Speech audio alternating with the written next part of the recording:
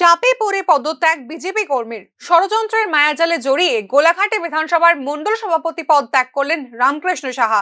গত বেশ কয়েকদিন ধরেই অভিযোগ উঠছিল তার বিরুদ্ধে। বিভিন্ন নারী ঘটিত ব্যাপারে নাম জুড়ে দেওয়া হচ্ছিল, তার করা হচ্ছিল সোশ্যাল মিডিয়ায় হেনস্থা। অতঃপর ঘটনা সম্পর্কে মুখ খুললেন গোলাঘাটি বিধানসভার মণ্ডল সভাপতি রামকৃষ্ণ সাহা।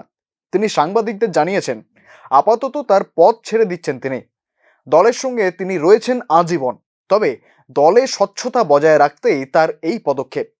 তিনি এও বলেন, এই নোংরা রাজনীতির জেরে ভারতীয় জনতা পার্টির মান ক্ষুণ্ণ হয়েছে, তা কখনোই কাম্য নয়। দলের তরফে যেন সঠিক তদন্ত করে দোষীদের শাস্তি দেওয়া হয়। এই গোটা ঘটনা আগাগোড়াই তিনি অস্বীকার করেছেন। আজ থেকে 2-3 দিন আগে আমরা সোশ্যাল মিডিয়া এবং পত্রিকাতে আমরা দেখতে পেয়েছি আমার বিরুদ্ধে একটা সংবাদ হয়েছে, সেটা সম্পূর্ণ মিথ্যা এবং ভিত্তিহীন।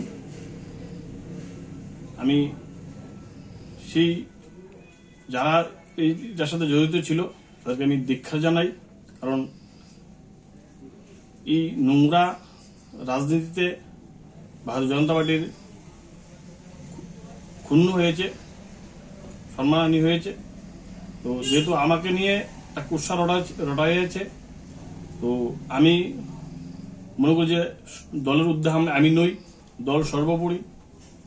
দল সেটা বিচার বিশ্লেষণ করবে, দল সঠিক তদন্তমূলে এর সাথে কারা জড়িত, কারা এই ঘটনার সাথে করিয়েছে সেটা তারা তদন্ত করে সত্যটা উদ্ঘাটন করবে এবং দোষীদের শাস্তি। সমস্ত বিষয়কে পাশে রেখে একটি কথাই বারবার উঠে আসছে, মণ্ডল সভাপতির মতো ক্ষমতাবান ব্যক্তিত্বের বিরুদ্ধেও যদি এমন মিথ্যে মানহানিকর ঘটনা ঘটানো হয়, সেক্ষেত্রে সাধারণের অস্তিত্ব কি হবে তা নিয়ে প্রশ্ন থেকেই যাচ্ছে।